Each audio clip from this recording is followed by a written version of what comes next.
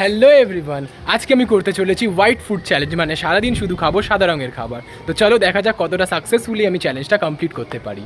ব্রেকফাস্টে খেয়ে নিয়েছিলাম এই সুজির ঢোকলাটা। এর রেসিপি অলরেডি চ্যানেলে আপলোড করে দিয়েছি, যারা যারা দেখোনি নামে নিচে ট্যাগ করে দেবো, প্লিজ গিয়ে দেখে নিও, খুব টেস্টি হয়েছিল। তারপর খেয়ে নিয়েছিলাম একটা ডিম সেদ্ধ।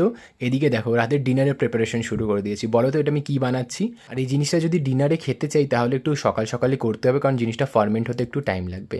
তারপর দুপুরে খেয়ে নিয়েছি আমি গরমে পেট ঠান্ডা মাথা ঠান্ডা করার সব থেকে ভালো খাবার দই ভাত। এখানে সন্ধ্যেবেলা খেয়ে নিয়েছিলাম একটা চিড়ি ভাজা। আর ব্রেকফাস্টের পর ওই যে ব্যাটারটা বানাচ্ছিলাম, যেটা বললাম ফার্মেন্ট হতে টাইম লাগবে, সেটা ছিল ডোসার ব্যাটার। এই যে রাতে ডিনারে খেয়েছিলাম ডোসা, আর সব শেষে খেয়েছিলাম আমার ফেভারিট একটা মিষ্টি rasmalai. So that's it for the video.